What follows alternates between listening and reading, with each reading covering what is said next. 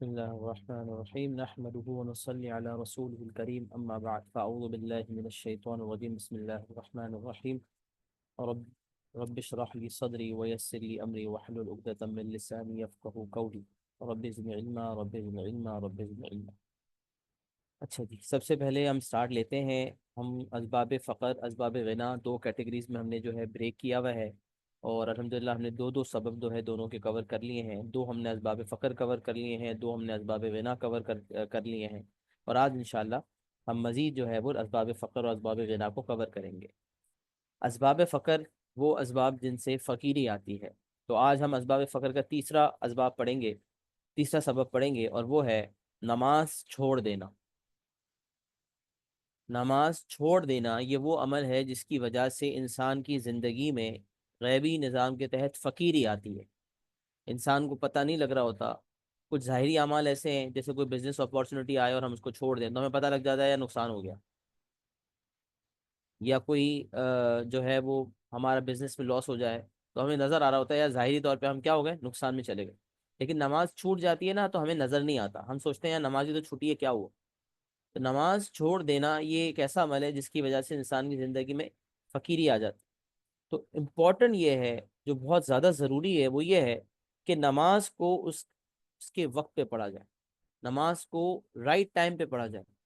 اور نماز کو رائٹ ٹائم پہ پڑھنے کا مطلب میلز کے لیے بھی اور فیمیلز کے لیے۔ اب فیمیلز کے لیے اور میلز کے لیے، دونوں کے لیے میں کس طرح سے بیان کر رہا ہوں کہ میلز جو ہیں ان کو تو جماعت سے نماز پڑھنی چاہیے، اور نماز جماعت سے پڑھنے کے فضائل 27 گنا زیادہ نماز کا ثواب بھی ملتا ہے، اور اس کے علاوہ اول وقت پہ نماز پڑھنے کے بڑے فضائل وارد ہوئے ہیں۔ نماز کے حوالے سے اتنے فضائل ہیں کہ ہم شاید پورا دن بھی لگا دیں تو وہ فضائل نہ ختم ہو۔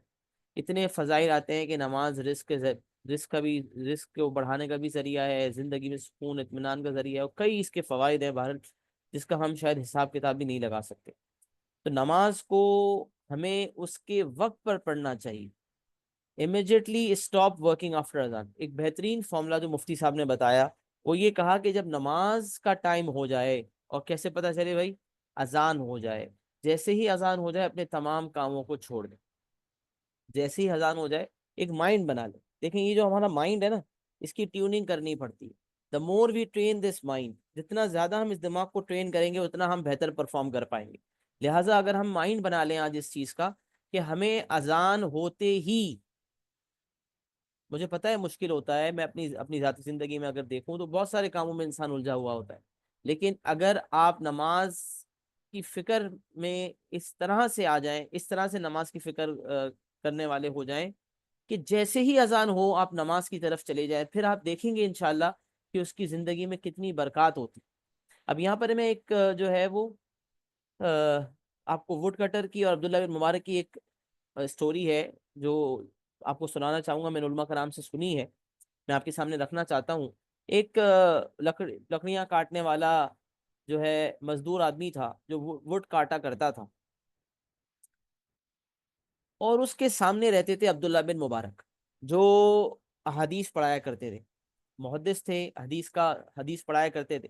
اب ظاہر سی بات ہے حدیث کا پڑھانے والے کا کوئی اجر جو ہے وہ ان میچبل ہے، لہٰذا وہ ووڈ کٹر جو ہے اس چیز کا ہمیشہ انتظار کیا کرتا تھا، ہمیشہ جو ہے وہ خواہش کیا کرتا تھا کہ کاش کہ مجھے موقع ملے تو میں عبداللہ بن مبارک سے حدیث سیکھوں۔ اپنی وائف کو اکثر کہتا تھا کہ اگر میرے پاس وقت ہوتا تو میں عبداللہ بن مبارک سے حدیث سیکھتا،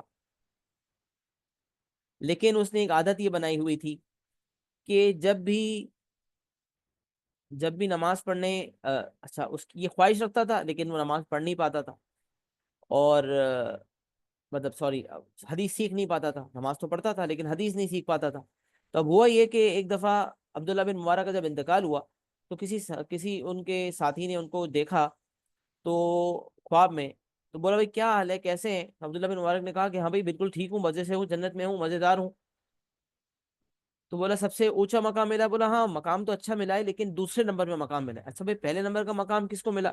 بولا وہ میرے گھر کے سامنے ایک لکڑیاں کاٹنے والا تھا، ووڈ کٹر، اس کو پہلا نمبر مل گیا ہے، وہ مجھ سے اوپر ہے درجے کے اندر۔ اچھا بھائی، تو جن کے خواب میں آیا تھا وہ گئے، تفتیش کا شکار ہوئے، وہ گئے اس ووڈ کٹر کے گھر پہ گئے، اور جا کے اس کی وائف سے پوچھا بھائی ایسا کیا عمل تھا کہ جس کی وجہ سے آپ کے شوہر کو اتنا اونچا جنت میں مقام ملا؟ تو کہا ویسے تو کوئی خاص عمل نہیں تھا، لیکن ایک عمل یہ تھا کہ جب وہ لکڑیاں کاٹ رہے ہوتے تھے اور کلہاڑی اگر پیچھے ہوتی تھی اور اذان سن لیا کرتے تھے تو بس وہ پھر کلہاڑی کو مارا نہیں کرتے تھے بلکہ وہیں سے نیچے رکھ دیا کرتے تھے. جیسے ہی اذان سنا کرتے تھے اپنے تمام کاموں کو روک کر فوکسڈ ہو کر نماز پڑھنے کی طرف چلے جایا کرتے. اور دوسرا یہ کہ وہ خواہش کیا کرتے تھے کہ کاش میرے پاس وقت ہوتا تو میں حدیث عبداللہ بن مبارک سے سیکھتا.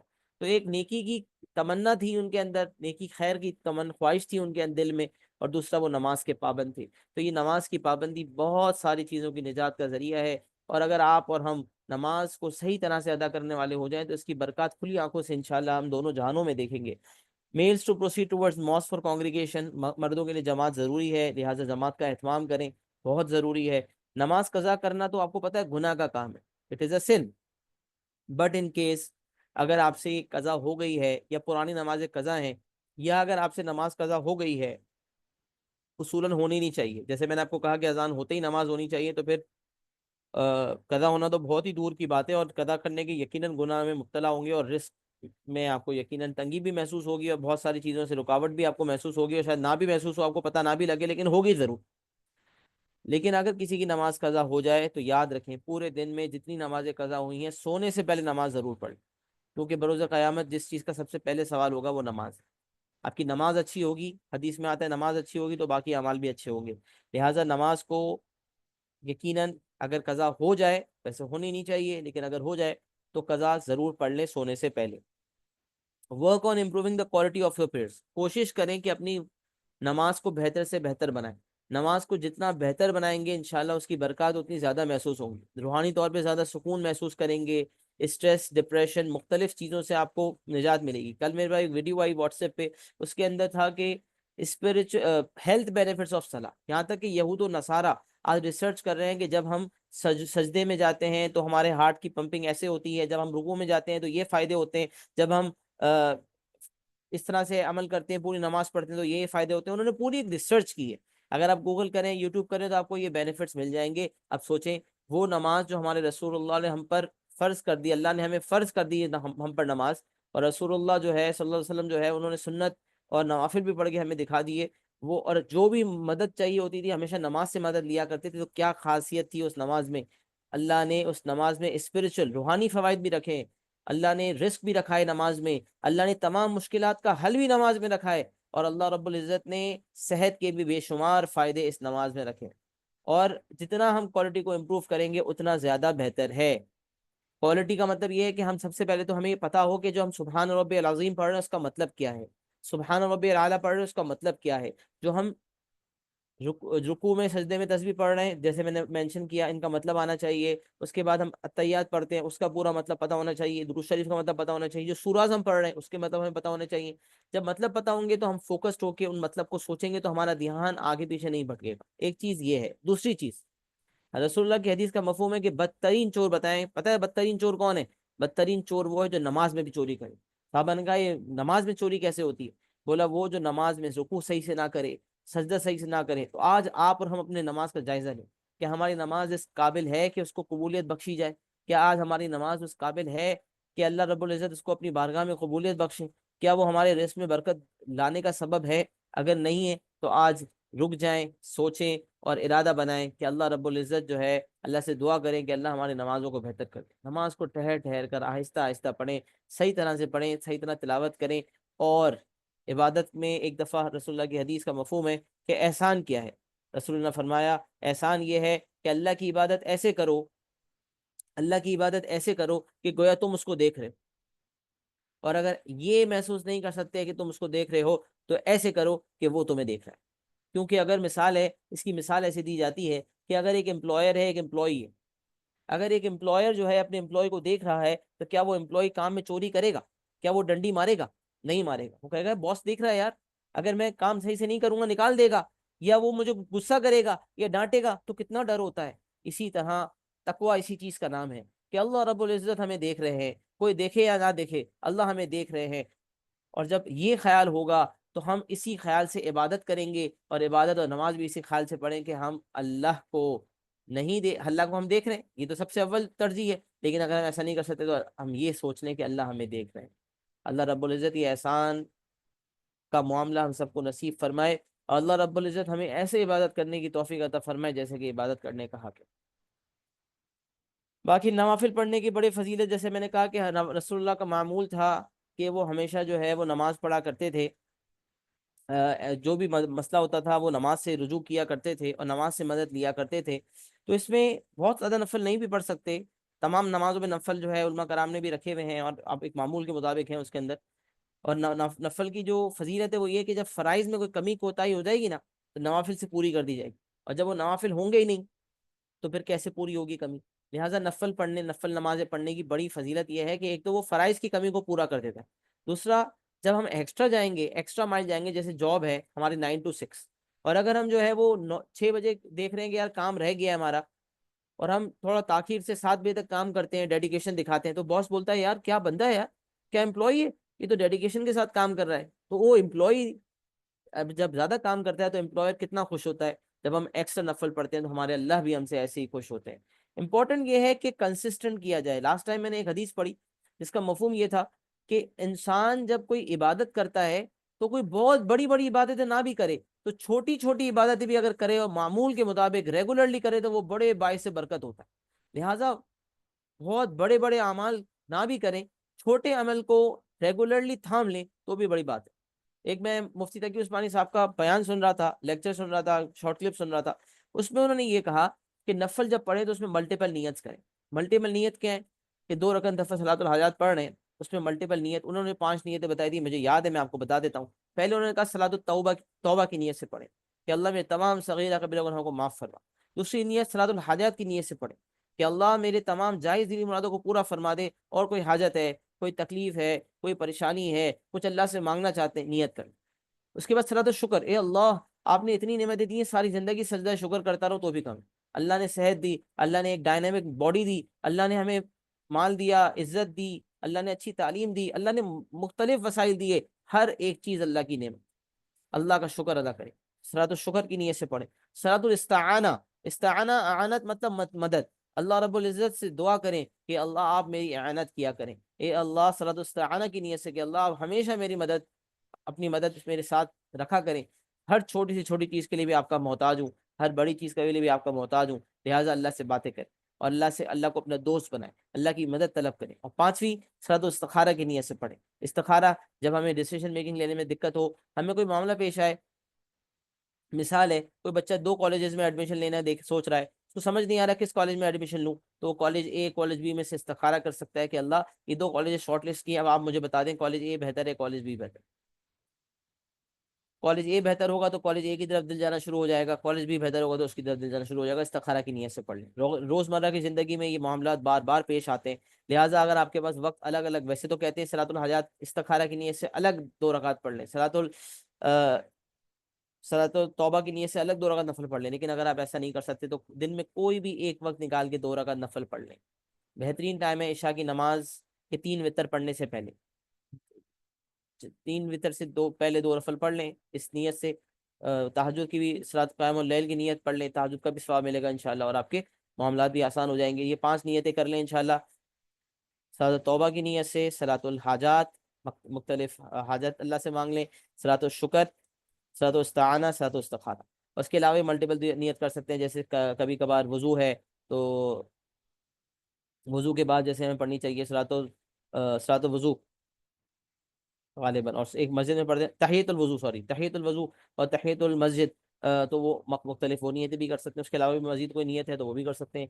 نفل کے لیے اندر ملٹیپل نیت کر سکتے ہیں، کوئی 2 رکعت دن میں پڑھنے کا معمول بنا لیں، انشاءاللہ یہ ایکسٹرا پڑھیں گے، دیکھیں اللہ کو کتنا پیارا آئے گا، اور اللہ رب العزت انشاءاللہ بڑا نوازیں گے۔ باقی پروکریسٹینیشن سے بچیں، سستی، آپ کو پتہ ہے کاہلی، سستی، لیزینس یہ ہر کام میں منع کی جاتی ہے۔ انگریزوں کے آپ ریسرچ اٹھا لیں، وہ آپ کو موٹیویشنل اسپیکر جتنی باتیں کہیں گے وہ کہیں گے پروکریسٹینیشن سے بچو، پروکریسٹینیشن سے بچو، سستی سے بچو، کاہلی سے بچو۔ نماز کے معاملے میں سستی سے بچے، کیونکہ نماز کے معاملے میں جو سستی سے بچے گا، سستی کرے گا، وہ دیکھے گا کہ جب وہ نماز کے دوران، اچھا یہ تو خیر ایک بندہ نماز پڑھتا ہی نہیں ہے، اس کو تو اس کا پتہ نہیں چلے گا، جو ایک نماز پڑھتا ہے نا وہ ایک دن بزی ہے کام میں، وہ سوچ رہا ہے آج کام پہلے کر لوں پھر نماز پڑھ لوں گا، نہیں، آپ دیکھیں گے کام ہوتے ہوتے الجھ جائے گا۔ اب یہ تقوی کے اوپر ہے کہ آپ کو کتنا محسوس ہوتا ہے۔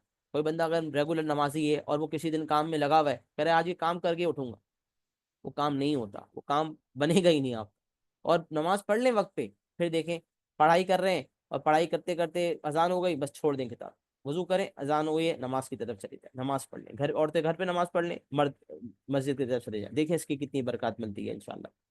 باقی importance of good role models, مسئلہ کیا ہے، عبادت کے معاملے میں ہم اپنے سے نیچے کو دیکھ رہے ہوتے ہیں۔ اللہ کہتا ہے صبر اور شکر جو ہے آخرت میں بہت کم لوگ ہوں گے، رسول اللہ کی حدیث کا مفہوم ہے صابر اور شاکر، صبر کرنے والے شکر کرنے والے بہت کم لوگ ہوں گے۔ صبر اور شکر کرنے والا کیسے بنے؟ دنیا کی لائن میں، دنیا کے معاملے میں اپنے سے نیچے کو دیں، تمہیں اللہ نے نعمتیں دی ہیں، ہم اوپر دیکھنے جاتے ہیں، ہم ناشکرے ہو جاتے ہیں۔ اپنے سے نیچے کو دیکھو جس کو آپ سے کم نعمتیں ملی ہیں، دنیا کے معاملے میں اپنے سے نیچے کو دیکھو، اور دین کے معاملے میں اپنے سے اوپر کو دیکھو۔ یہ نہیں دیکھو کہ میں 5 نمازیں پڑھتا ہوں فلاں تو 4 پڑھتا ہے، یہ نہ سوچو کہ میں 4 پڑھتا ہوں فلاں تو 3 پڑھتا ہے۔ ہم اپنے سے نیچے کو دیکھتے ہیں، لہٰذا ایکسٹرا کاموں، ایکسٹرا عبادت کی موٹیویشن نہیں رہتی، لیکن دین کے معاملے میں ہمیں کیا کرنا ہے؟ اپنے سے اوپر کو دیکھنا، جو ہم سے بہتر ہے، ایسے رول ماڈلز بنائیں۔ آج کل بچوں نے رول ماڈلز بنائے ہوئے ہیں ٹی وی ڈرامہ کے اندر، ایسے رول ماڈلز نہ بنائیں، رول ماڈلز وہ بنائیں اللہ والے لوگ ہیں، علماء کرام ہیں، جنہوں نے اپنی زندگی دین کے لیے وقف کر دی۔ اس کے علاوہ کئی نیک لوگ ہیں جو آپ کو ہر شعبے کے اندر اچھے کام کرتے ہوئے نظر آئیں گے، لہٰذا آپ بھی ایسی نیت کریں کہ اچھے رول ماڈل بنیں اور اپنے آپ کو مستقل بہتری کی طرف لے جانے کی کوشش کریں۔ یہ کنٹینیوس امپروومنٹ ہماری ذمہ داری ہے۔ یہ ہم نے جو ہے اسباب فقر کا تیسرا سبب پڑھ لیا، اور وہ ہے نماز کا چھوڑ دینا۔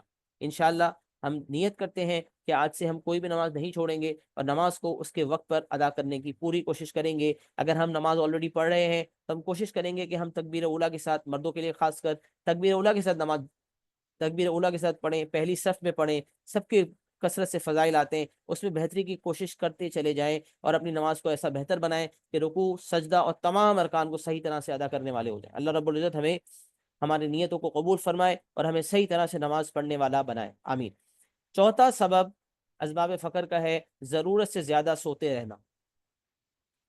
اب یہاں پر مفتی صاحب نے یہ واضح کیا کہ سونا انسان کی جسم کے لیے 5 سے 6 گھنٹے سے زیادہ، اس سے زیادہ ضروری نہیں ہے، اس سے زیادہ ضرورت ہم جسم کو نہیں ہے، انسانی جسم کو اس سے زیادہ۔ نارملی یہودوں کی جو ریسرچ ہے، باہر کی ریسرچ ہے، وہ کہتی ہے 6 to 8 hours آف سلیپ۔ انہوں نے کہا نہیں، یہ سلیپ، یہ ریسرچ جو ہے یہ بنائی گئی ہے، لیکن یہ ریسرچ ہمارے جو دین سے ثابت ہے، جو ہمارے صحابہ کرام کی سیرت کو دیکھا جائے، رسول اللہ کی زندگی کو دیکھا جائے، تو 5 سے 6 گھنٹے سے زیادہ سلیپ کی ضرورت ہماری باڈی کو نہیں ہے۔ اچھا، اس میں تھوڑی ویریشنز آتی ہیں، سلیپ مینجمنٹ کے ورکشاپس کروائے جاتے ہیں، اس میں بتایا جاتا ہے کہ ہر بندے کی سلیپ کا ٹائم مختلف ہے، کوئی زیادہ سوتا ہے، کوئی کم سوتا ہے، لیکن یاد رکھیں یہ بات کہ سونا، زیادہ سونا، یہ فقیری کا سبب ہے۔ ضرورت سے زیادہ سوتے رہنا، جب دل چاہے سو جائیں، جب دل چاہ رہا ہے سو جائیں۔ کئی وقت ہیں، کچھ وقت ہیں جس پہ سونا بالکل ممانعت کا سبب بنتا ہے، منع کیا گیا اس پہ سونا، اور جب بندہ مختلف اوقات میں سوتا ہی رہتا ہے تو پھر اس کی زندگی میں پروڈکٹیوٹی بھی کم ہو جاتی ہے، اور اس سے اس کی زندگی میں سستی، کاہلی بھی بڑھتی ہے، لیزی ہو جاتا ہے۔ تو اوور سلیپنگ، آپ کو پتا ہے ریسرچ بھی یہ بتاتی ہے کہ پروکراسٹینیشن، جب آپ سوئیں گے 6 گھنٹے، آپ کو دل جائے گا 1 گھنٹہ سو جائیں، آپ اور سوئے 2 گھنٹے اور سوئے، پھر آپ کو نیند آ رہی ہوگی، آپ ٹرائی کریں 10 گھنٹے سو کے بھی اٹھیں گے، آپ کو دل چاہے گا تھوڑا اور سو جائے، سستی اور کاہلی بڑھتی، لہٰذا اوور سلیپنگ سے پروکراسٹینیشن بڑھتی ہے، کم سو۔ اوور ایٹنگ ویکنز یور باڈی، انہوں نے یہاں یہ بھی بتایا کہ زیادہ کھانا، زیادہ سونا، زیادہ بولنا، یہ سب بنایا، آپ کو بتایا یہ حکمت ہے کہ اگر آپ حکیم بننا چاہتے ہیں، آپ سمجھدار بننا چاہتے ہیں، تو آپ کم سوئیں۔ نمبر 2، آپ کم کھائیں۔ ہم سمجھتے ہیں زیادہ کھائیں گے زیادہ انرجی ملے گی، نہیں، زیادہ کھائیں گے ہمارے معدے کو زیادہ محنت کرنی پڑے گی ہضم کرنے کے لیے، اور زیادہ مسئلے مسائل میں ہم کا شکار ہوں گے۔ کم کھائیں گے انشاءاللہ اسٹرانگ رہیں گے۔ کم کھائیں، اچھا کھائیں، سنت کے مطابق کھائیں۔ اللہ ہمیں اس کی صحیح طرح سے سمجھ عطا فرمائے، کیونکہ اس کی سمجھ ہم سب میں نہیں ہے، اس کے اوپر بھی باقاعدہ ورکشاپ ہونی چاہیے، اور ڈیٹیل میں باقاعدہ اللہ کرے ہمیں کوئی ایسا بندہ بھی مل جائے جو اس طرح کی ورکشاپ کروائے، کیونکہ اس کے اندر واقعی ریسرچ چاہیے۔ اللہ اگر ہمیں توفیق دے تو ہم بھی انشاءاللہ اس پہ ریسرچ کر کے پراپر طریقے سے وہ ڈیلیور کریں، کیونکہ اس کی بہت ضرورت ہے کہ ہم کیا کھائیں، کب کھائیں، کیسے کھائیں، اس میں ہم بہت پیچھے ہیں۔ اللہ رب العزت ہمیں اس میں آگے کر دیں انشاءاللہ۔ تو اوور ایٹنگ سے بچنا ہے، زیادہ بولنے سے بچنا ہے، زیادہ سونے سے بچنا ہے۔ 5 سے 6 گھنٹے کی سلیپ بہت زیادہ انف ہے، 6 گھنٹے میکسیمم، بس سے زیادہ نہیں۔ انہوں نے کہا ویسے تو آپ کو پتا ہے، اس دن میں حدیث پڑھ رہا تھا، لا سمر بعد العشاء، عشاء کی نماز کے بعد کوئی کام نہیں کرنا، عشاء کی نماز کے بعد سو جانا، عشاء کی نماز کے بعد لا سمر بعد العشاء، عشاء کی نماز کے بعد کام کو چھوڑ دینا ہے، نہیں کرنے کوئی کام۔ عشاء کی نماز کے بعد کیا کرنا ہے؟ عشاء کی نماز کے بعد سونا ہے۔ جلدی کریں سونے میں، رات کے وقت ریسرچ کہتی ہے ہر گھنٹہ سونا، سمجھ لیں 10 سے 1 2 کے درمیان ہر گھنٹہ سونا 2 گھنٹے سونے کے برابر ہے، اور آپ دیکھیں گے انشاءاللہ کم بھی سوئیں گے تو آپ کو بہت فائدہ ہوگا۔ میرے کچھ دوست تھے، عشاء کے بعد 9 بجے سو جایا کرتے تھے جب ہم چھوٹے تھے پڑھ رہے تھے. 9 سے 12 سوتے تھے. میں کہتا تھا یار 9 سے 12 میں کیسی نیند پوری ہوتی؟ مجھے اس وقت یہ بات پتہ نہیں تھی، لیکن وہ کہتے تھے یار ہو جاتا ہے بس. باقی پورا وقت پوری رات پڑھتے تھے، دن میں پڑھتے تھے، سوتے سے رات کو 9 سے 12 تھے. میں حیران ہوتا تھا. اب پتہ چلا کہ 1 گھنٹہ سونا 2 گھنٹے کے برابر تھا، ان کے 3 گھنٹے 6 گھنٹے کے برابر تھے. لہٰذا ان کی نیند اتنی اچھی ہو جاتی تھی کہ وہ باقی پروڈکٹیولی ٹائم گزار سکتے تھے. تو یہ رات کو ہماری باڈی کو اللہ نے ایسے جو ہے وہ اسٹرکچر کیا ہے کہ ہماری باڈی رات کو نیند مانگتی، لہٰذا ہمیں رات کو سونا چاہیے. بہرحال مفتی صاحب نے جو ریکمنڈیڈ ٹائم کہا ہے وہ 11:30 to 5:30. عشاء تو آج کل 7:30، بلکہ اذان تو 7:10 کے قریب ہو رہی ہے. اس کے بعد عشاء سے کھانا وانا کھائیں تو بھی 9-10 بجے تک آپ فارغ ہو سکتے ہیں. انہوں نے ریکمنڈ ٹائم بہرحال سردیوں کا گرمیوں کا الگ الگ نہیں دیا تھا، انہوں نے ایک ٹائم ڈیفائن کیا 11:30 سے 5:30. لیکن یہ ظاہر سی بات ہے اس ٹائم میں چینجنگ آنا چاہیے، کیونکہ فجر کی جماعت تقریباً 5:15 بجے ہوتی ہے گرمیوں کے اندر، 5:15 میں. تو یقیناً ٹائم چینج ہوگا تو 10:30 to 4:30 کر لیں. لیکن انہوں نے ایک ریکمینڈیڈ ٹائم بتایا تھا کہ 11:30 5:30 ایک اچھا ٹائم ہے. لیکن یہاں پر جو ہے وہ میں ایک بات کہنا چاہوں گا کہ اس کے اندر آپ سردیوں کے حساب سے گرمیوں کے حساب سے ایڈجسٹمنٹ کریں. تو انہوں نے ایک بات کہی، وہ شادیاں اور وہ آؤٹنگز جو آپ کو جلدی سونے سے روکتی ہیں، جو اس ٹائم پہ سونے سے روکتی ہیں یا عشاء کے بعد سونے سے روکتی ہیں، ان کو چھوڑ دیں. وہ شادیاں، وہ آؤٹنگ جس کی وجہ سے عشاء کے بعد دوست کی کالج چل یار آؤٹنگ بھی چلتے ہیں، اور آپ چلے گئے رات کو 2 بجے گھر پہ آئے اور سوئے تو فجر چلی گئی. اللہ اکبر. اگر کسی مومن کی، کسی مسلمان کی ایک نماز چلی گئی، اب اس دن میں حدیث سن رہا تھا، ایک نماز چلی گئی تو سمجھ لیں پورے گھر کا مال اور اولاد سمجھ لیں سب چلا گیا. ایک انسان کا مال اولاد جب سب چلا جائے تو کتنا اس کو نقصان ہوگا. بولا اس سے زیادہ تکلیف مومن کو، اس سے زیادہ نقصان مومن کا تب ہوتا ہے جب اس کی ایک نماز جان بوجھ کر قضا ہو جاتی. جان بوجھ کر قضا نہیں، ہم نے تو فجر کا الارم رکھا تھا، ہم اٹھ نہیں پائے. تو مجھے بتاؤ دعوت میں کون گیا تھا؟ میں گیا تھا یا تم گئے تھے؟ دعوت میں گئے تھے، گھر بھر کے کھایا تھا، تو انڈائریکٹلی آپ نے یہ نیت کر لی تھی کہ میں فجر میں نہیں اٹھوں گا. آپ نے کہا خیر ہے یار دعوت زیادہ امپورٹنٹ ہے. کیا آپ نے نماز کو زیادہ ترجیح دی یا دعوت کو زیادہ ترجیح دی؟ مشکل ہے یار، بہت مشکل عمل ہے. میں باتیں کر رہا ہوں نا، اتنا آسان نہیں ہے اس پہ عمل کرنا، مشکل کام ہے. لیکن بات یہ ہے کہ جب ہم نماز کو ترجیح دیں گے نا تو اس کی برکات ہم انشاءاللہ ضرور دیں گے. آخرت میں تو نفع ہوگا ہی ہوگا، دنیا میں بھی ہوگا. جب قربانی اللہ رب العزت کے لیے کوئی دیتا ہے نا، اللہ اسے ضائع نہیں کرتا. لہٰذا کوشش کریں ایسی ویڈنگز، ایسی آؤٹنگز جہاں آپ کو، ہمارا ایک رجحان بن چکا ہے سوسائٹی میں، رجحان ہے، کوشش کریں اس کو چینج کریں. ہر آؤٹنگ میں، ہر ویڈنگ میں جانے سے اجتناب کریں، اور پوری کوشش کریں کہ آپ جلدی سوئیں. کبھی کوئی بہت قریبی ہے اور کوئی اس طرح کا معاملہ ہے تو آپ دیکھ لیں، جج کر لیں. لیکن ویسے مفتی صاحب کی ریکمنڈیشن یہی تھی، وہ شادیاں، وہ آؤٹنگز چھوڑ دیں جو آپ کو جلدی سونے سے روک دیں. اللہ ہمیں اس پوائنٹ پہ اسپیسیفکلی عمل کرنے کی توفیق عطا فرمائے. باقی بھی سب پوائنٹ پہ عمل کرنا ہے، لیکن یہ مشکل کام ہے ہماری سوسائٹی کو دیکھتے ہوئے. لیکن جو میں پھر بھی کہہ رہا ہوں، جو کام مشکل ہے اور جو مشکل کام اللہ کی رضا کے لیے کریں گے، اللہ کی خوشنودی کے لیے کریں گے، اللہ اس کی برکات آپ کو دکھائیں گے انشاءاللہ. دنیا میں بھی دکھائیں گے اور آخرت میں تو دکھائیں گے ہی دکھائیں گے. اللہ رب العزت ہم سب کو عمل کرنے کی پوری توفیق عطا فرمائے. امپورٹنس آف پاور نیپ، کیلورا کی یہ جو سنت ہے، یہ میں سلیپ مینجمنٹ کے اوپر ایک دفعہ ریسرچ کر رہا تھا تو اتنے سارے میں نے ورک شاپ سنے، اتنے سارے میں نے ٹریننگز نہیں دیکھا ویڈیوز وغیرہ اور یوٹیوب وغیرہ پہ. اس میں بہت سارے سلیپ مینجمنٹ جو ورک شاپس تھے اس میں انہوں نے واضح طور پہ بتایا تھا کہ ہمارے جو سنت ہے، ہمارے جو نبی سنت، نبی صلی اللہ علیہ وسلم کی جو زندگی سے ہمیں پتہ چلتا ہے وہ یہ کہ دوپہر کو قیلولہ کرنا چاہیے. قیلولہ وچ انگریزی میں کہلاتا ہے پاور نیپ. اور بہت سال پہلے ایک ڈاکٹر سے بات ہوئی، ڈاکٹر نے مجھے کہا کہ بھائی اگر آپ 30 منٹ سے زیادہ سو گے نا تو آپ ڈیپ سلیپ پہ چلے جاؤ. لہٰذا کیلوڈا کو، پاور نیپ کو 30 منٹ سے زیادہ کا نہیں ہونا چاہیے. اگر آپ کے پاس ٹائم نہیں ہے، آپ خالی لیٹ جائیں 10 منٹ کے لیے، 15 منٹ کے لیے لیٹ جائیں. آپ دیکھیں آپ کی باڈی اس سے بھی ریچارج رہے گی. کوشش یہ کریں کہ آپ کی آنکھ لگ جائے. اگر آپ کی آنکھ 15 منٹ بھی لگتی ہے، 10 منٹ بھی لگتی ہے، آپ کو ایسا لگے گا پتہ نہیں آپ کتنے گھنٹے بعد اٹھے ہو. آپ ٹرائی کر کے دیکھیں.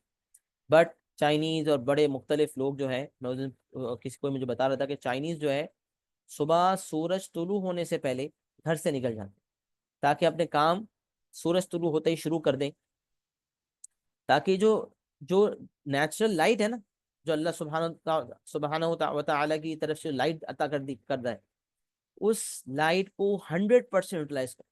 اور جہاں سورج غروب ہوتا ہے وہ اپنے گھروں پہ ہوتا ہے، لیکن لہٰذا دن میں کام کریں. اور دوپہر کو وہ اپنے ٹیبل پہ بیٹھے بیٹھے ہیڈ ڈاؤن کر لیں.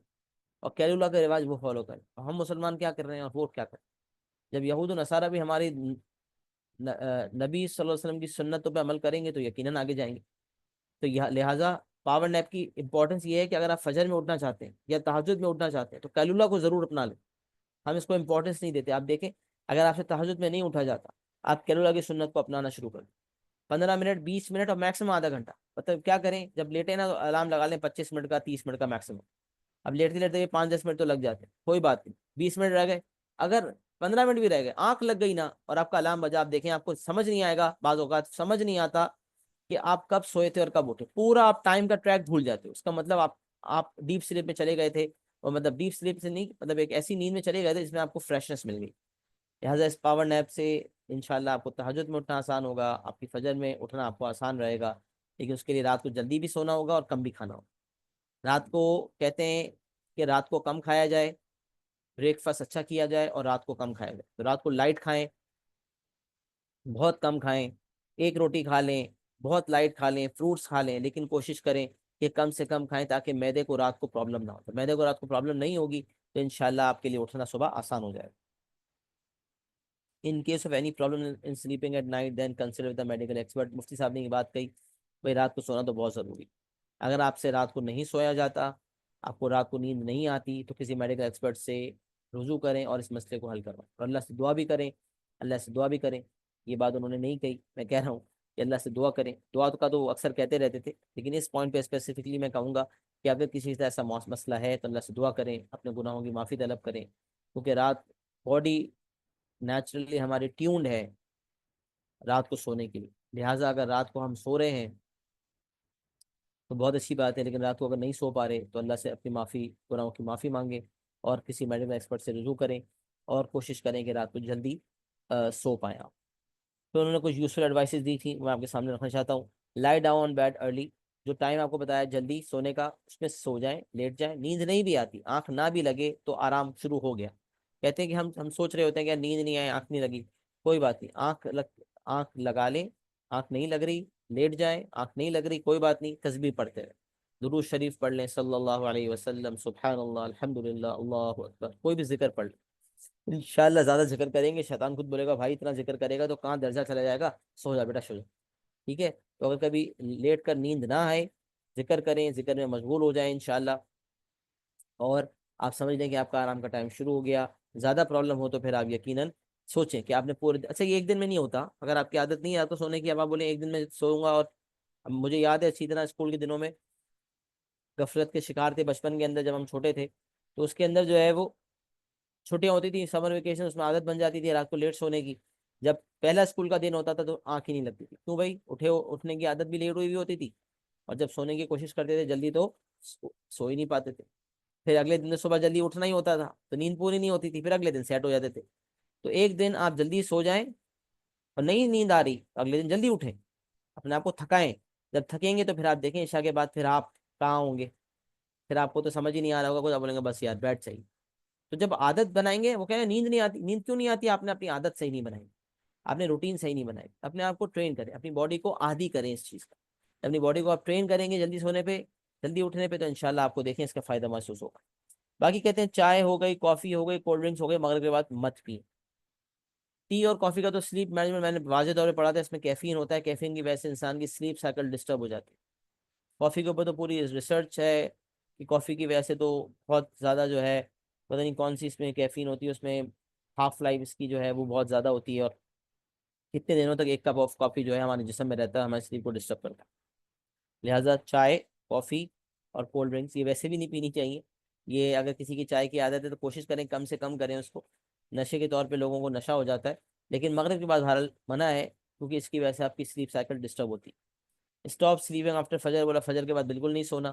فجر کی نماز کے بعد رسول اللہ کی حدیث ہے, اس کا مفہوم ہے کہ اے اللہ میری امت کے وقت میں, صبح کے وقت میں برکت ڈال, صبح کے وقت میں برکت ڈال. ہم صبح کے وقت سو جاتے ہیں, برکت ختم, زندگی سے برکت. جس کو دیکھو, جس کو شکایت لگاتا ہے, کرتا ہے کہ وقت میں برکت نہیں. حقیقت ہے وقت میں برکت کم ہوئی ہے, قیامت کی نشانی بھی, لیکن جتنی برکت ہے بھی نا اتنی بھی محسوس نہیں ہوتی. وجہ کہ ہم فجر کے بعد سو جاتے ہیں, اور فجر کے بعد نہیں ہوتے. صرف تو ظہر ہے, اثر ہے, مغرب عشاء ہے. اگر کوئی ظہر سے پہلے تھوڑی دیر پہلے اٹھ رہا ہے وہ ظہر پڑے گا, تھوڑی دیر بعد اثر ہو جائے گی, تھوڑی دیر بعد مغرب ہو جائے گی, پھر عشاء ہو جائے گی, دن ختم ہو گیا. تو برکت کہاں سے آئے گی؟ لہٰذا فجر کی نماز کے بعد سونا چھوڑ دیں. جو کام کرنے دیکھ لیں, جو کام صبح ہو جاتے ہیں, جو ذکر, جو اذکار, جو نمازیں, جو آپ کے کام صبح ہو جاتے ہیں وہ پورا دن نہیں ہوتے. لہٰذا فجر کی نماز کے بعد کام کرنے کے عادی ہو جائیں، رات کو جلدی سوئیں، فجر کے بعد جلدی اٹھیں اور فجر پہ اٹھ جائیں، فجر کے بعد نہ سوئیں، انشاءاللہ دیکھیں زندگی میں ایسی برکت آتی ہے. انہوں نے کہا switch off all screens at least 1 hour before sleeping. یہ تمام وہ باتیں ہیں جو سلیپ مینجمنٹ میں بھی ملتی ہیں. سلیپ مینجمنٹ کے اندر ایک پوائنٹ بہت کامن تھا، 2 گھنٹے پہلے، 1 گھنٹہ پہلے، 2 گھنٹے پہلے اسکرین ٹائم کو روک دیں. 1 گھنٹہ تو ایٹ لیسٹ ہے، کوشش کریں 2 گھنٹہ پہلے، نہیں تو 1 گھنٹہ پہلے تو آپ گیجٹس کو روک دیں. آپ کو ارادہ ہے 11 بجے سونے کا، 10 بجے کے بعد گیجٹ کو بول دیں نو، نو ٹو گیجٹس. فون کو یوز کرتے کرتے سو جانا، اینڈ تک فون کو پکڑے رکھنا، یہ مناسب نہیں. اس سے آپ کی سلیپ سائیکل ڈسٹرب ہوتی ہے. لہٰذا آپ نے کیا کرنا ہے، تمام اسکرینس کو 1 گھنٹہ پہلے سونے سے پہلے سائڈ پہ کر دینا ہے. اسکرین میں آپ کا موبائل آ گیا، لیپ ٹاپ آ گیا، باقی آئی پیڈز آ گئے، باقی ٹی وی آ گیا، سب آ گیا. تمام قسم کی اسکرینس کو 1 گھنٹہ پہلے سائڈ پہ کر. Have dinner at least 1 hour before sleeping. کھانے کے فوراً بعد سونے کی پریکٹس بہت غلط ہے. 1 گھنٹہ پہلے سونے سے 1 گھنٹہ پہلے کھانا کھا کے فارغ ہو جائیں، اور کھانا لائٹ کھائیں، بہت لائٹ کھائیں، جس کی وجہ سے آپ کے معدے پہ زور نہیں پڑے گا، آپ صحت مند رہیں گے، ہیلدی رہیں گے، صبح اٹھنا آسان ہو. انہوں نے یہاں تک بھی کہا کہ اپنے سیل فون کو ایئر پلین موڈ پہ رکھیں اور روم سے باہر رکھیں. بولا ہم اس کو as a alarm clock use کرتے ہیں. بولا ایسا مت کریں، الارم کلاکس خرید. Use alarm clocks and keep cell phones outside room. Specifically مفتی صاحب یہ فوکس کر رہے تھے موبائل فون ریڈیشن سے بھرا ہوا ہے، آپ کی صحت کو بہت زیادہ نقصان پہنچاتا ہے. لہٰذا سیل فون کو اپنے روم سے باہر رکھیں اور ایئر پلین موڈ پہ رکھیں.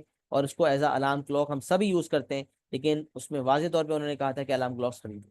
صدر میں آگے پیچھے مختلف جگہوں پہ آپ نظر دوڑائیں، الارم کلاک بہت ساری ملتی ہیں. اگر ہماری نیت ہوگی، عمل کرنے کی کوشش کریں گے، انشاءاللہ ضرور بضرور کوشش کر پائیں گے انشاءاللہ. اور اللہ ہماری اس میں مدد فرمائیں گے. اللہ رب العزت اس سبب پہ بھی عمل کرنے کی توفیق عطا فرمائے، ہمیں جو ہے وہ ضرور سے زیادہ سونے سے بچائے. اللہ رب العزت ہمارے وقت میں برکت عطا فرمائے. اسباب فقر کا دوسرا سبب جو آج کا تھا وہ ہم نے کر لیا، تو کل ملا کے 4 اسباب فقر ہو گئے الحمدللہ. ہم اسباب غنا کی طرف بڑھتے. اسباب غنا میں ہم 2 سبب کر چکے تھے، تیسرا اسباب غنا اس کو پڑھتے ہیں. گھر میں داخل ہو کر سورۃ الاخلاص پڑھیں. ہم نے یہ لاسٹ ٹائم سیکھا تھا کہ ہمیں جب گھر پہ ہم داخل ہو رہے ہوں تو ہمیں مسکراتے ہوئے داخل ہونا چاہیے، اور گھر پہ گھستے ہوئے سلام کرنا چاہیے، اور سلام بھی پورا کرنا چاہیے، السلام علیکم ورحمۃ اللہ وبرکاتہ. اور اگر گھر پہ کوئی نہیں ہے تو ہمیں پڑھنا چاہیے السلام علینا وعلی عباد اللہ الصالحین. لہٰذا یہ پریکٹس ہونی چاہیے کہ جب گھر میں ہم داخل ہوں تو ہم سورۃ الاخلاص تو ہم سلام کریں. آج جو سبب پڑھ رہے ہیں وہ کیا، کہ گھر میں داخل ہو کر سورۃ الاخلاص پڑھیں. ہماری کوشش ہونی چاہیے کہ ہم جب گھر پہ داخل ہوں تو ہم ہمیشہ سلام کریں. اول تو ہم سلام کریں، اس کے بعد سورہ اخلاص پڑھیں. بولے سورہ اخلاص پڑھنے کے ایسے فضائل ہیں کہ حدیث میں آتا ہے کہ جو شخص یہ عمل کرے گا اس کے اور اس کے پڑوس سے فقر دور کر دیا جائے گا.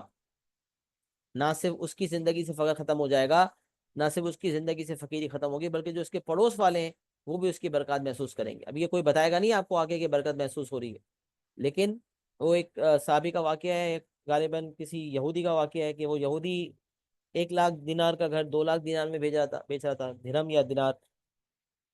تو وہ لوگوں نے کہا بھائی کیا ہو گیا، خیریت تو ہے، 1 لاکھ کا 2 لاکھ میں کیوں بھیج رہے ہو؟ بولا 1 لاکھ تو گھر کی قیمت، اور 1 لاکھ غالباً عبداللہ بن مبارک تھے یا کوئی اور نیک آدمی تھے، کہ بھائی 1 لاکھ جو ہے عبداللہ بن مبارک کے پڑوس. تو لوگوں کے لیے ایسے پڑوسی بنے کہ لوگ خوش ہوں، لوگوں کے لیے، اپنے نیبرز کے لیے فائدے والے پڑوسی بنے. اگر آپ کے پڑوسی آپ سے کوئی مدد لینے آتے ہیں، کوئی چیز مانگنے آتے ہیں، ان کو آپ بالکل نہ منع کریں، جھوٹ بالکل نہ بولیں. کوشش کریں کہ جتنی مدد ہو سکتی ہے ان کی مدد کریں، اور تاکہ اب اچھے پڑوسی کہلائیں، اور اللہ رب العزت اس کا آپ کو بہترین اجر دیں گے. اجر اس سے نہ لیں کہ یار پڑوسی کے میں نے کل مدد کی تھی، آج مجھے مدد کی ضرورت ہے میں مدد لوں. نہیں، آپ خالی ہاتھ اللہ سے پھیلائیں، اور کسی کے لیے جب بھلائی کریں تو معاملہ اللہ کے ساتھ کریں کہ اللہ اس کا فائدہ آپ ہی دیجیے گا.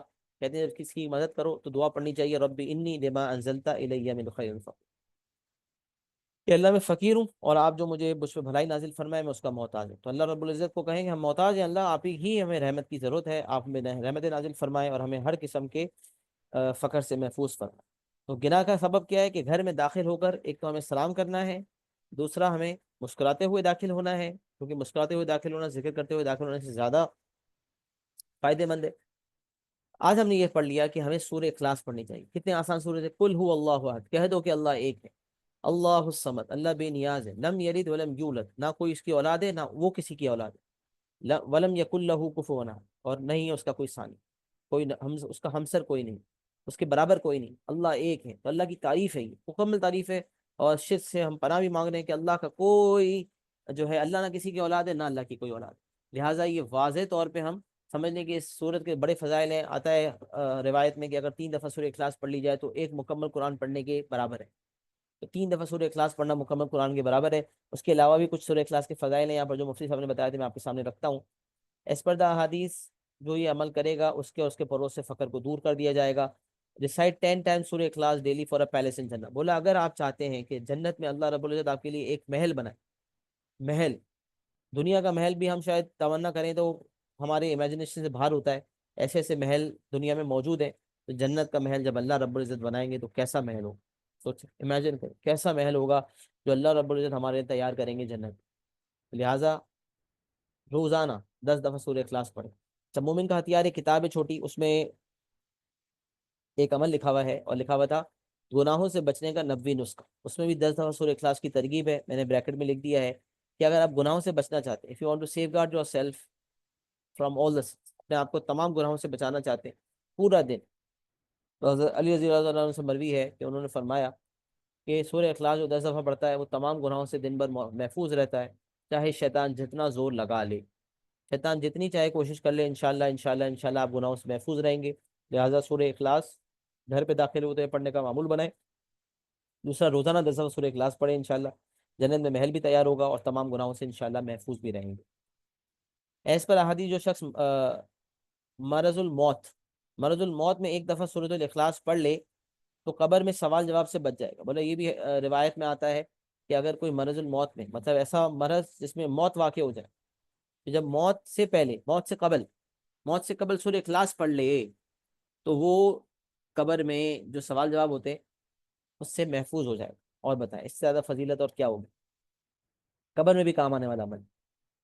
لہٰذا مرض الموت میں سورہ اخلاص پڑھنے سے، کلمہ پڑھتے ہیں لا الہ الا اللہ محمد رسول اللہ، میں سورہ اخلاص بھی پڑھنے والا بنائے، اور اس کی باقاعدہ جب ہماری معمول ہوگا، ہماری عادت ہوگی، ہماری ان صورتوں سے اللہ کے کلام سے محبت ہوگی، اللہ رب العزت ایسے اعمال کو اس وقت یقیناً ہمارے ذہن میں لائیں گے انشاءاللہ۔ اللہ رب العزت ہمارا سب کا خاتمہ بھی ایمان نصیب فرمائے۔ ایس پر احادیث، اگر بچے کے کان میں اذان اور اقامت کے بعد 1 دفعہ سورہ اخلاص پڑھ لیں تو وہ بچہ پوری زندگی بدکاری اور زناکاری سے محفوظ رہے۔ دیکھیں یہ کیسا زبردست نسخہ ہے، کیا احادیث، نسخہ بول رہا ہوں، کیا زبردست روایت ہے کہ اگر کسی بچے کی پیدائش ہوتی ہے نا تو اذان اقامت آپ سب کو پتہ ہے دینی چاہیے، کوئی ایک بندہ اذان دیتا ہے دوسرا اقامت دیتا ہے، اس کے علاوہ سورہ اخلاص بھی اس کے کان میں پڑھنی چاہیے، اور اس کی فضیلت یہ ہے کہ وہ زندگی بھر برے کاموں سے، بدکاری سے، زناکاری سے محفوظ رہے گا۔ تو انہوں نے ایک بات کہی، اسٹاپ آل وظائف، اسباب پر عمل کریں۔ کہہ رہے ہیں بہت سے لوگ رزق کے لیے بہت پریشان رہتے ہیں، کسی بابا کے پاس جاتے ہیں کہ بابا ہمیں جو ہے کوئی اسباب بتا دیں، کوئی سبب بتا دیں، کوئی وظائف بتا دیں، کوئی ایسے وظائف بتا دیں کہ اللہ ہمارے رزق میں برکت دے دے، ہماری تنگی ہے، ہماری مشکلات ہیں۔ بھائی تمہارے گناہوں کی گناہوں کی وجہ سے تنگی ہے۔ ایک دم مولانا عبدالستار کا بیان سن رہا تھا، کہتے ہیں ہم جو بھی مسئلے مسائل ہوتے ہیں کہتے ہیں نظر لگ گئی، جادو ہو گیا، وہ بھائی تمہارے گناہوں کی بھی تو کوئی نحوست ہے، جب تم گناہ کرو گے تو کیسے ہو سکتا ہے کہ اس کی نیگیٹو اثرات نہ ہو؟ ہم اپنی زندگی کا جائزہ لے نہیں رہے اور ہم دوسروں کو بلیم کر رہے ہیں، اس نے نظر مار دی، اس نے جادو کر دیا۔ یہ چیزیں وجود میں ہے، نظر وجود کا حصہ ہے، نظر حقیقت ہے، برحق ہے، جادو بھی حقیقت ہے، لیکن یہ اتنا زیادہ نہیں ہے جتنا بنا دیا ہے۔ ہم گناہوں کی زندگی میں ڈوبے ہوئے ہیں، گناہوں کے کام ہم کر رہے ہیں، پھر ہم ایکسپیکٹ یہ کرتے ہیں کہ ہمارے ساتھ کوئی مسئلہ ہو ہی نہیں، اور اگر کوئی مسئلہ ہو رہا ہے تو اس کی ذمہ داری بھی ہم اپنے اوپر نہیں لیتے، تو ایسا نہ کریں۔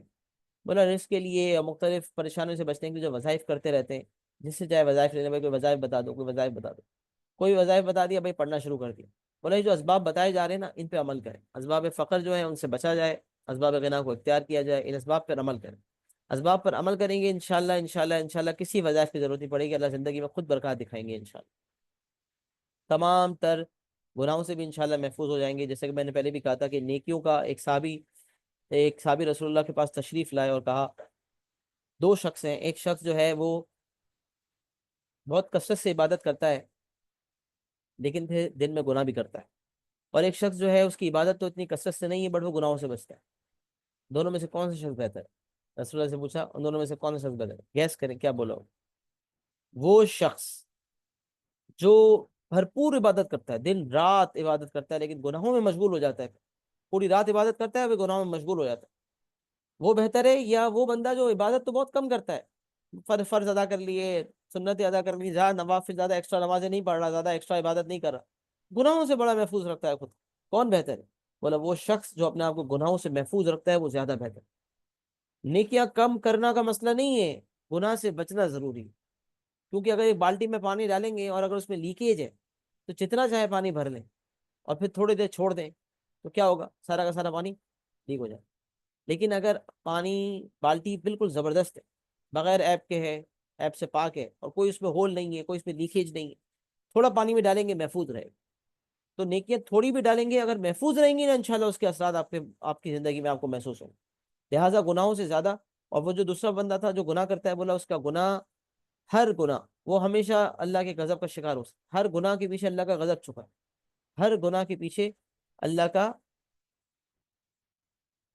غضب چھپا ہے، اس پہ غضب چھپا ہے۔ اس میں مجھے ایک واقعہ بھی یاد آ رہا تھا، ایک شخص تھا اور اس میں جو ہے اس نے غالباً کیا بات تھی میرے ذہن سے نکل گئی، لیکن اس پہ امیجیٹ عذاب آ گیا، ہاں، اور جو ہے اس کو ایسا عذاب آیا کہ irreversible عذاب تھا وہ۔ تو بڑے بول سے اللہ کی توبہ، اللہ بڑے بول سے ہم سب کو بچائے کہ بھئی فلاں ہو گیا، فلاں، میں تو ایسا، میں تو ویسا، اپنی تعریف سے، سیلف پریز سے اللہ ہم سب کو محفوظ کریں، اور بہت زیادہ کوشش کریں کہ ہم جو ہے وہ ان اسباب پر عمل کریں۔ مشکل بھی لگ رہے ہیں کچھ اسباب، بٹ اس پہ عمل کرنے کی پوری کوشش کریں گے تو انشاءاللہ اس کی برکات آپ کو ضرور ضرور محسوس ہوں گی۔ باقی انہوں نے کہا کہ اوتھینٹک علماء کرام کے بتائے ہوئے وظائف آپ پڑھ سکتے ہیں، منع نہیں ہے، لیکن اصل بات یہ ہے کہ اگر آپ اپنے زندگی میں بہتری لائیں گے، گناہوں سے بچیں گے اور اسباب پہ اختیار کریں گے، اسباب کو اختیار کریں گے، پھر دیکھیں انشاءاللہ بغیر کسی وظائف کے کام ہو جائے۔ باقی تقوی اختیار کریں فور برکت رزق، رزق کی برکت کے لیے تقوی کو اختیار کریں۔ تقوی کیا ہے؟ اللہ مجھے دیکھ رہے ہیں، میں جہاں بھی جاؤں گا اللہ مجھے دیکھ، لہٰذا گناہ کر رہا ہوں، بلینکٹ میں چھپا ہوا ہوں، گناہ کر رہا ہوں، اللہ مجھے دیکھ رہا ہے، کسی کونے میں، دیوار کے کونے میں جا کے چھپ جاؤں جب مجھے کوئی نہیں دیکھ رہا، اللہ مجھے دیکھ رہا ہے۔ اگر یہ ذہن میں آ گیا، یہ دل میں آ گیا کہ اللہ ہمیں دیکھ رہے ہیں، تو انشاءاللہ ہم تمام گناہوں سے محفوظ رہیں گے۔ اللہ رب العزت ہمیں تقوی میں آگے لے جائیں، اللہ رب العزت ہمیں تمام گناہوں سے محفوظ فرمائے۔ اسباب غنا، تیسرا سبب مکمل ہوا۔ اسباب غنا کا چوتھا سبب ہے کھانے کے بعد انگلیوں کو چاٹ لینا اور برتن کو صاف کر لینا۔ کھانے کے بعد انگلیوں کو چاٹ لینا اور برتن کو صاف کر لینا۔ اب دیکھیں یہ، اس میں بھی ایک چیز میں آپ کو واضح کر دوں کہ انگلیاں ہمارے، اگر ہم سیدھے ہاتھ سے کھاتے ہیں 5 انگلیاں، یہ والی انگلی منع کی گئی، اس کو نہیں چاٹنا۔ یہ جس میں یہ جو آخری انگلی ہے، اس والی فنگر کو ہمیں نہیں چاٹنا، بلکہ کھانا کھاتے وقت بہتر ہے 3 انگلیوں سے کھانا کھائیں، 3 انگلیوں سے کھانا کھائیں، اور اگر ضرورت پڑے تو چوتھی کو انکلوڈ کریں۔ اکثر ہم پورے ہاتھ سے کھاتے ہیں، ہماری خود بھی عادت تھی 5 انگلیوں سے، جب سے پتہ چلا کہ بھائی سنت میں ایسا نہیں ہے، لہٰذا اس انگلی کو کھاتے وقت بالکل اوائڈ کریں، کیونکہ بولا یہ جو ہے نا، اس سے انسان کا ہوس بڑھتا ہے، جب انسان اس کو یوز کرتا ہے تو اس کو بھی زیادہ لگتی ہے، اور کھاؤں گا، اور کھاؤں گا، اور کھاؤں گا، پیٹ نہیں بھرتا، کھاتے رہو۔ تو یہ والی انگلی کو یوز ہی نہ کریں، کوشش کریں 3 انگلیوں سے کھائیں۔ اس کے پیچھے حکمت کیا ہے کہ اگر انسان 3 انگلیوں سے کھائے گا، چھوٹے چھوٹے نوالے بنے گے۔ اب کی عادت اگر 5 انگلی ہوگی تو 4 انگلیوں پہ آ جائے، کوشش کریں کبھی کبھار 3 سے روٹی ووٹی کھا لیں، لیکن اگر چاول وغیرہ کھا رہے ہیں، کوئی ایسی چیز کھا رہے ہیں 3 سے نہیں مینج ہو رہی، چوتھی کو انکلوڈ کریں، 5ویں کو چھوڑ دیں۔ اس 5ویں انگلی کو آپ نے اوائڈ کرنا ہے، اور نہ اس کو چاٹنا ہے، اور نہ اس کو کھاتے وقت استعمال کرنا ہے۔ لہٰذا باقی انگلیوں کو چاٹ لینا مطلب رزق کی قدر کرنا۔ اس پہ میں کہوں گا یہ ایسا فیشن بن گیا، جب آپ کسی امیر لوگوں کی محفل میں جائیں گے نا، آپ کو پتہ ہے اسٹائل کیا بن گیا، ریسٹورینٹ میں گئے، 2 ڈشز کی ضرورت ہے، 4 منگائیں گے، 4 منگائیں گے، 5 منگائیں گے، جو بچے گا ضائع کر دیں، تھوڑا یہاں سے کھایا، تھوڑا یہاں سے کھایا، تھوڑا یہاں سے کھایا، ویٹر کو بولا اٹھا لو۔ ویٹر اگر اچھے ریسٹورینٹ ہے تو وہ شاید غریب فقیر کے لیے رکھ لیں، ورنہ یوزولی اس کو جو ہے وہ پھینک دیا جاتا ہے۔ اب یہ جو کھانا ضائع ہوگا نا، یہ آپ کی زندگی سے برکت ڈیفینیٹلی ہٹائے گا۔ کیسے برکت ہٹے گی؟ وہ تو اتنے مالدار ہیں، ان کے پاس تو اتنا مال ہے، کروڑوں اربوں روپے پڑے ہیں، وہ کیسے ان کا مال تو زندگی بھر ختم نہیں ہوگا؟ ایسے ایسے مسائل میں لوگ پھنس جاتے ہیں، پیسہ ہونے کے باوجود کھا نہیں پاتے، صحت کے مسائل میں مبتلا ہو جاتے، بڑے بڑے امیر زادے بڑے بڑے مسائل کا شکار ہو جاتے،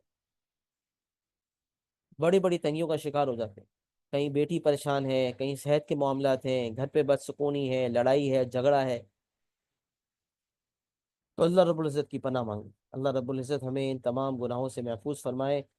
رزق کی قدر کریں بھائی، کھانا بچنے نہ پائے، دعوت میں جاتے ہیں بس ٹوٹ پڑتے ہیں. اب دیکھیں چاروں طرف کھانا ضائع ہو رہا ہے، چاروں طرف 90% پلیٹس میں آپ کو کھانا بچا ہوا نظر آئے گا. کیوں نکالنا ہے اتنا کھانا جتنا کھا نہیں سکتے؟ اگر نصیب میں ہوگا کہیں نہیں جائے گا. کوئی اچھی چیز ہے، وہ چیز نکال رہے ہیں، آپ کو بہت پسند ہے، آپ لمیٹڈ کوانٹٹی نکالیں، اتنی نکالیں کہ کھا سکیں. اب اس کو پورا کرنا ضروری ہے، پورا کریں گے ورنہ برکت ہٹا دی جائے گی. تو حدیث کے مطابق آخرت میں اللہ ایسے شخص کو سیر کریں گے، مطلب اس کو خوشحال رکھیں گے. ایسے شخص کو سیر کیا جائے گا مطلب اس کو خوشحال ہی دی جائے گی، اس کو خوشحال رکھا جائے گا. اللہ رب العزت اس کو راضی کر دیں گے انشاءاللہ، خوش ہو جائے گا آخرت کے اندر. اتنی بڑی فضیلت ہے کہ آپ کھانا کے بعد انگلیوں کو صاف کریں، کوئی چاول وغیرہ کے دانے یا کوئی سالن کے دانے لگے ہیں اس کو وہاں سے ہٹا دیں، اس کو چاٹ لیں اور برتن کو صاف کر لینا. برتن میں ایسا صاف کریں، ایسا صاف کریں کہ ایک دانہ بھی باقی نہ رہے. Take limited quantity of food so that it can be finished. کھانا کم لیں تاکہ ضائع نہ ہو. احتیاط بہت ضروری ہے ٹو اوائڈ ویسٹیج. اگر ہم بہت زیادہ بھریں گے کھانا ضائع ہوگا، یہ چیز پسندیدہ نہیں ہے، زندگی سے برکت کو ہٹا دیتی ہے یہ چیز. اگر ایک چاول کا دانہ بھی ضائع ہو گیا، دیکھیں مفتی صاحب کے الفاظ تھے یہ، اگر ایک چاول کا دانہ بھی ضائع ہو گیا تو پوری پلیٹ سے برکت اٹھ جاتی ہے. ایک چاول کا دانہ بھی ضائع ہو گیا تو پوری پلیٹ سے برکت اٹھ جاتی ہے. لہٰذا کوشش کریں کہ آپ کا ایک بھی دانہ ضائع نہ ہو اور پوری مکمل. کم کھانا لیں، کم کھانا کھائیں، کم نکالیں، اور چاہیے اور لے لیں، کہیں نہیں بھاگا جا رہا. جتنا نصیب کا ہے اتنا ضرور ملے گا، بٹ کم کھانا لیں اور اس کو پورا کریں. انگلیوں کو صاف کریں.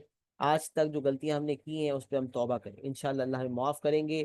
سب سے اچھا خطا کار وہ ہے جو خطا کرنے کے بعد توبہ کرے. اور توبہ کا مطلب حقیقی توبہ. اس کا مطلب اے اللہ آج تک جو غفلتی زندگی میں تھا، جو معاملات کیے تھے، اللہ اس سے توبہ کرتا اور آج کے بعد عہد کرتا ہوں، پورا ارادہ کرتا ہوں کہ آج کے بعد انشاءاللہ یہ دوبارہ نہیں کروں گا. جب آپ یہ ارادہ کر لیتے ہیں کہ آج کے بعد دوبارہ نہیں کروں گا تو پھر ڈیفینیٹلی آپ کو اس کی برکات محسوس ہوں گی، اور انشاءاللہ اللہ رب العزت آپ کے نامہ اعمال سے اس گناہ کو ہی ہٹا دیں گے انشاءاللہ. اور آپ ایسے ہو جائیں گے جیسے آپ نے کبھی گناہ کیا ہی نہیں.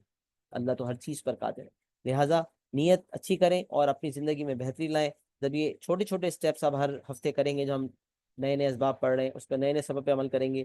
چھوٹی چھوٹی چیزیں، مشکل بھی ہیں کچھ چیزیں، بٹ اگر اپنی لائف میں پازیٹیو چینج لائیں گے اس کی برکات آپ کو واضح طور پہ محسوس ہوں گی. پھر انہوں نے کہا یہ کتنی چھوٹی سی بات ہے، سوچے نا، کھانے کے بعد انگلیوں کو چاٹ لینا، برتن کو صاف کر لینا، یہ کون سی بڑی بات ہے؟ لیکن آج کل فیشن بن گیا کھانا چھوڑنے کا. میں کبھی کسی ریسنٹلی ایونٹ میں گیا، میرا ایک اسٹوڈنٹ ہے، ٹیچر بن گیا ماشاء اللہ سے. جب میں نے دیکھا اس نے کھانا بچایا، مجھے اتنا دکھ، اتنا افسوس ہوا. میں نے کہا یار یہ ہماری تعلیم، ہماری جو اسکول اور کالجز میں یہ سکھایا جا رہا ہے، یہ ہمیں اتنا نہیں بتایا جاتا کہ ہمیں کھانا ضائع نہیں کرنا ہے. کیونکہ اسکول اور کالجز میں تو ہمیں یہ بتایا نہیں جاتا نا، تربیت تو ہماری کی نہیں جاتی نا. لہٰذا بہت ضروری ہے بھائی کھانے کو ضائع نہ ہونے. یہ فیشن بن گیا اور ایسا کوئی ضائع کر رہا ہو، حکمت کے ساتھ، پیار کے ساتھ، محبت کے ساتھ سمجھائیں یار بھائی ضائع نہیں کرنا چاہیے. اس کا بڑا مسئلہ ہے یار، رزق کی تنگی کا شکار ہو جاتا ہے انسان، انسان کی زندگی سے برکت ختم ہو جاتی ہے. بھائی ضائع نہ کریں. دیکھیں ریلیشن شپ کیا ہے، معاملہ کیا ہے، ماحول کیا ہے، اس کے حساب سے کہیں. حکمت، کسی اچھی بات کو بتانے میں حکمت. قرآن میں اللہ رب العزت نے کہا امر بالمعروف ونہی عن المنکر، امر بالمعروف ونہی عن المنکر، نیکی کا حکم دو، برائی سے روکو. لہٰذا ہمیں اپنے دوستوں کو برائی کرتے ہوئے ہم دیکھیں، کوئی کھانا بچا رہا ہے، برائی کرتے ہوئے دیکھیں، اس کو روکنا ہے. ایمان کا سب سے نچلا درجہ یہ ہے کہ دل میں برا سمجھ. اس سے اوپر لیول یہ ہے کہ ہم اس کو زبان سے بولیں، اور اس سے اوپر کا لیول یہ کہ پہ ہاتھ سے دو. اب جیسے کسی دوست کو بولیں گے نہیں یار کھانا ضائع نہیں کرنا، ہم نے بول دیا ضائع نہیں کرنا چاہیے، اور کسی کا اتنا اچھا ریلیشن شپ نہیں ہے تو پھر ہم زبان سے بول دیں. اور دوست بہت پکا ہے تو اس کا ہاتھ ہی روک دیا، یار یہ بات زیادہ نہیں لو، بس پتہ ہے جگری آ رہے یار برا نہیں مانے گا. تو اللہ ہمیں حکمت عطا فرمائے کہ اس کو کیسے دین کی بات کرنی ہے. تو گناہوں سے روکنا، نیکی کا حکم دینا اور گناہوں سے روکنا، دونوں ہمارا فرض ہے اور ہمیں یہ کرنا چاہیے. جو باتیں ہم سیکھ رہے ہیں یہ اچھی نیکیوں کی باتیں، لہٰذا لوگوں کو بتائیں. اس میں نیکیوں کا کرنا بھی ہے، یہ نیکی ہے، اور اسباب فقر مطلب گناہوں سے بچنا بھی. تو اللہ ہمیں گناہوں سے بچنے والا بنائے، نیکیوں کو کرنے والا بنا دے. دیکھیں گے انشاءاللہ آپ کی زندگی میں برکات محسوس ہو. پھر انہوں نے ایک بڑی، کہتے ہیں نا $1,000,000 سینٹنس، وہ یہ تھا کہ انسان بڑے بڑے کام کرنے سے انسان بڑا نہیں بنتا. بڑے بڑے کام کرنے سے انسان بڑا نہیں بنتا، چھوٹے چھوٹے کاموں کو صحیح طرح کرنے سے انسان بڑا بنتا. لہٰذا ہماری زندگی میں ہماری کوشش ہونی چاہیے کہ جو کام بھی ہم کر رہے ہیں نا اچھی طرح کریں. اگر ہم ایک چھوٹی سی جاب کر رہے ہیں، اگر اس کو ہم اچھی طرح کرتے ہیں نا تو ہماری اس میں بھی اللہ بہت عزت دیں گے انشاءاللہ. بہت بڑے کام کرنا، بہت بڑے لیول کی نوکری کروں گا، بڑے لیول کا کام کروں گا، یہ کروں گا. کچھ لوگوں کا مائنڈ سیٹ ہوتا ہے کام کروں گا بڑا ہی کروں گا، چھوٹا کروں گا ہی نہیں بھائی، ٹھیا نہیں لگایا جائے گا مجھ سے. کتنے ٹھیے والے بڑی بڑی دکانیں بنا لیتے ہیں اور پھر باقاعدہ پورے پورے آؤٹ لیٹس بن جاتے ہیں. یہ چھوٹے سے ٹھیے سے اسٹارٹ ہوتا ہے.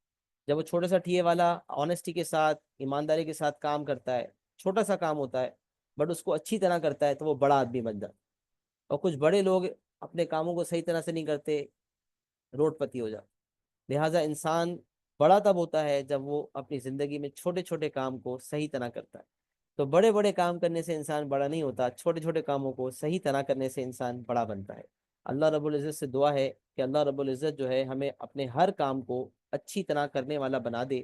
چاہے ہم اپنے بچوں کی تربیت کر رہے ہوں، چاہے ہم نمازیں پڑھ رہے ہوں، چاہے ہم دعا کر رہے ہوں، چاہے ہم کسی کی مدد کر رہے ہوں، چھوٹے سے چھوٹا کام کو بھی ہم صحیح طرح سے کرنے والے ہو جائیں. چاہے ہم ملازمت کر رہے ہوں، چاہے ہم بزنس کر رہے ہوں، اللہ رب العزت ہم تمام کاموں کو اچھی طرح سے ادا کرنے والا بنا دے. جو ہم نے بولا، جو ہم نے آپ لوگوں نے سنا، اللہ رب العزت سے دعا ہے کہ اللہ رب العزت کہنے والے کو بھی عمل کی توفیق عطا فرمائے، سننے والے کو بھی عمل کرنے کی توفیق عطا فرمائے. الحمدللہ جو ٹارگیٹ تھا وہ ہمارا میٹ ہو گیا، اور دو ہم نے اسباب فقر سیکھے، دو اسباب غنا سیکھے. اس امید سے کہ انشاءاللہ آپ کو بہت فائدہ ہوا ہوگا اور آپ عمل کر رہے ہوں گے. پلیز عمل کریں، دوسروں تک پہنچائیں، اور ہم سب کے لیے صدقہ جاریہ بنے. وآخر دعوانا ان الحمد للہ رب العالمین. دعاؤں کا طلبگار. السلام علیکم ورحمۃ اللہ وبرکاتہ.